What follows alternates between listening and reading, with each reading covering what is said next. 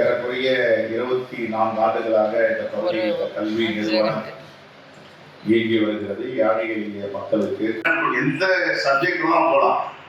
இப்போ நாங்கெல்லாம் சம்மதம் இல்லாமல் படிச்சுட்டு சம்மதம் இல்லாமல் துறையில் இருக்கோம். நிறைய பேர் இருக்காங்க. இப்போ தமிழ்நாட்டில் பார்த்தீங்கன்னா எம்பிபிஎஸ் டாக்டர் வந்து ஏறக்குறைய 30 பேருக்கு மேலே ஐபிஎஸ் ஐஏஎஸ் இருக்காங்க.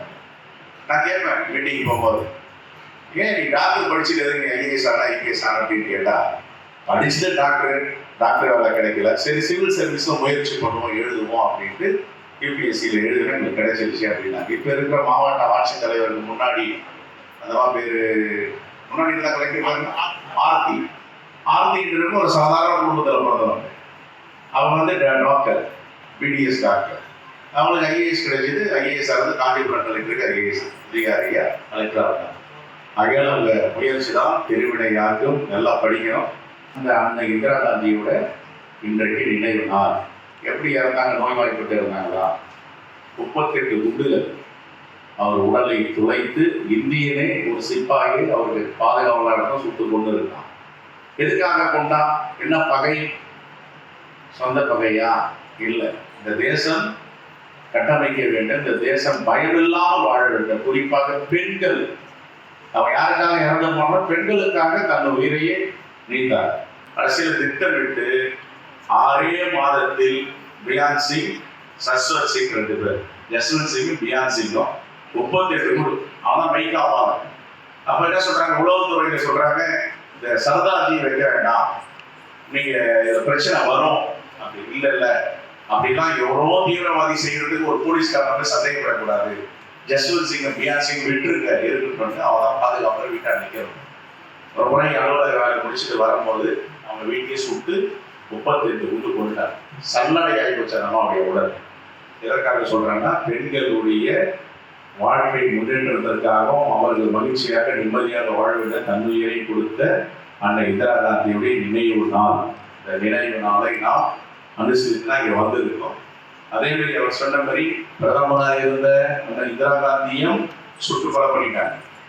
சீஃப் ஆஃப் த ஆர்மியா இருந்த வைத்தியாவையும் சுற்றுப்பட பண்ணிட்டாங்க. அப்ப இன்னைக்கு தீவிரவாதம் இருக்கா அப்படின்னா ஒரு 90 விழுக்காடு போயிடுச்சு.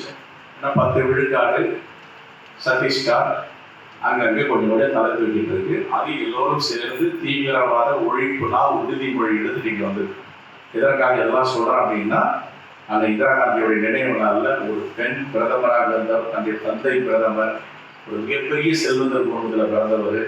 அவங்க அப்பா லண்டனில் படித்தார், ஜவஹர்லால் நேரு, பாரத்லா. அவர் யூனிவர்சிட்டியில் படிக்கும் போது தன்னுடைய பையன் 6 கேட் இருக்குமா யூனிவர்சிட்டி. எந்த கேட்ல போனாலும் வெயிட் பண்ணக்கூடாது காருக்காக. 6 கேட்லையும் 6 ரோல்ஸ் ராய்ஸ் நிற்க வச்சாங்க. ரோல்ஸ் ராய்ஸ்னா என்ன?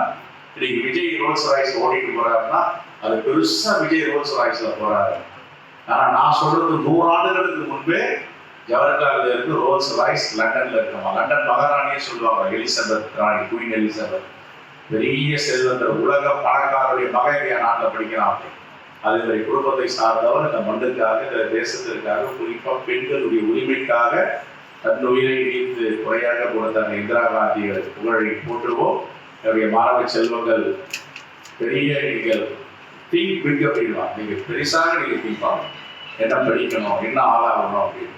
ஆகவே இந்த கூட்டத்திற்கு அழைத்த தாளாளர் அவர்களுக்கும், துணை தாளாளருக்கும், முதல்வர் அவர்களுக்கும், இந்த கல்வி அறக்கட்டளை நிர்வாகிகளுக்கும், மாணவ செல்வங்களுக்கும் என மனதான நன்றியை வாழ்த்துக்களை தெரிவித்து விடைபெறுகிறேன். நன்றி, வணக்கம். செய்திகளை உடனுக்குடன் தெரிந்து கொள்ள கீழ்கண்ட கேபிள் மற்றும் டிடிஹெச் நெட்வொர்க்குகளில் எம்நாடு செய்தி தொலைக்காட்சியை காணுங்கள். பாதகம் செய்பவரை கண்டால் நாம் பயம் கொள்ளலாகாது பாப்பா. மோதி மிதித்துவிடு பாப்பா, அவர் முகத்தில் உமிழ்ந்துவிடு பாப்பா. அண்மை செய்திகளை உடனுக்குடன் தெரிந்து கொள்ள இணைந்திருங்கள் எம்நாடு தொலைக்காட்சியுடன்.